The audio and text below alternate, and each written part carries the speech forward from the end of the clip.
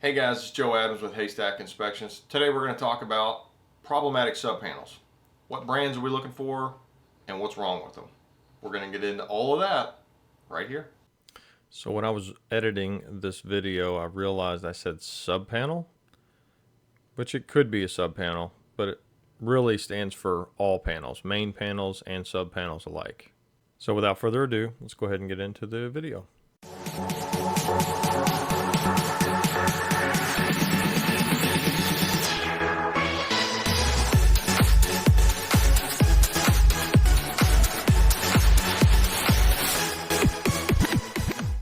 Alright, so everything that we talk about in today's video is for informational purposes only. I'm not an electrician, I'm a home inspector.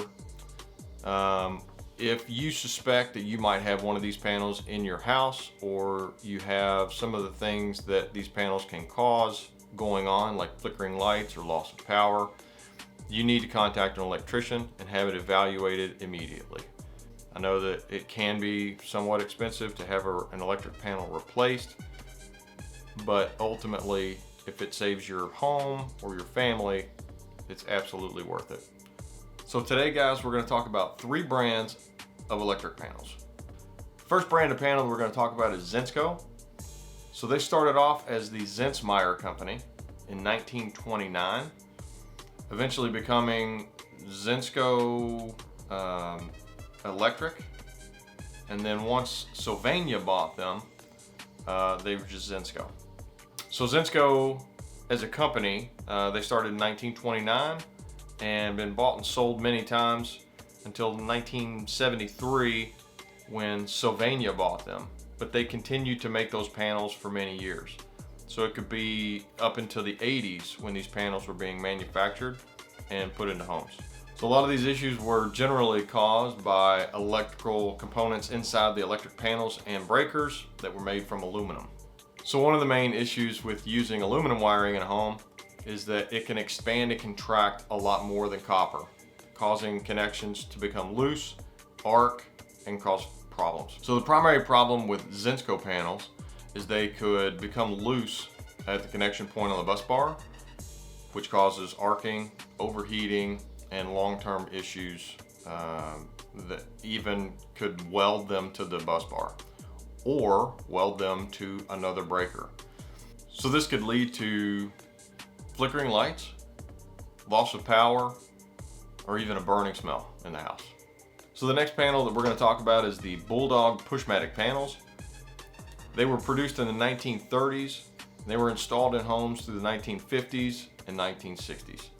So the biggest difference between this panel and most other panels is they don't have a toggle switch for the breakers. They have push button breakers. One of the biggest problems with that is they were heavily reliant on the mechanism inside of those breakers to function properly. And if you don't, it's been reported that if you don't operate those breakers on a regular basis, they can become stiff and very difficult to turn off and on. In addition to that, when the breaker's pushed, it's supposed to spin a wheel inside the breaker to indicate whether it's on or if it's off. Issue with that is those would often break. So now you have a breaker that's potentially on that it says it's off, or it's off when it says it's on. So in addition to that problem, they also had problems with tripping when they experienced an overload. Issue with that is when it didn't trip, they would get so hot they could weld to the bus bar and permanently not trip. And the last issue is Pushmatic. They still produce Pushmatic breakers today. The issue is that they're not the same breakers and they don't fit the old panels. And some people have tried to put the new breakers in the old panels and they don't fit, and they're causing problems that way. So the last panel that we're going to talk about today is Federal Pacific. So they got their start in 1949 when they got their first patent, and they survived all the way through the 80s. They've been bought and sold a few times. The last company to buy them was Exxon, and once Exxon found out what Federal Pacific had done, they sued Federal Pacific. So here's the story. So Federal Pacific, to get their safety requirements met, you have to file with the Underwriters Laboratory. So based on the lawsuit, Exxon claimed that Federal Pacific faked their safety tests in order to acquire the approval of the UL. They won, so we can only assume that that's likely what happened.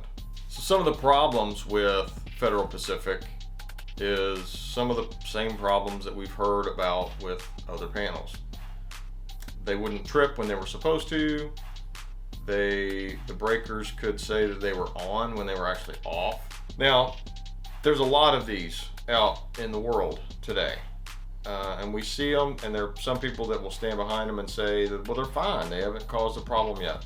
In the event that you have an overcurrent event, it likely could have a problem. So the tests that have been done on Federal Pacific have been relatively small tests. They haven't been widespread, overarching tests. But it's estimated that Federal Pacific panels could fail between 60 and 80% of the time in the event of an overload. So there hasn't been a recall on any Federal Pacific panel in the United States ever, even though there was a class action lawsuit in 2002 that claimed all the same things that Exxon claimed back in their suit.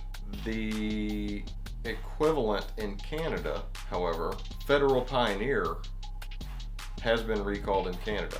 So look out, Canada. Keep your eyes peeled. Guys, if you liked the video, please click the like button, subscribe to the channel. We're gonna continue to put out videos to try and educate folks on the things that we see all the time.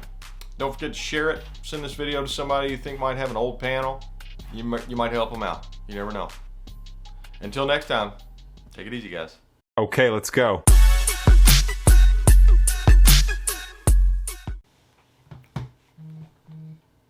Oh my goodness. I don't know why I said it like that. So if you have one of these panels, or if you have some, what?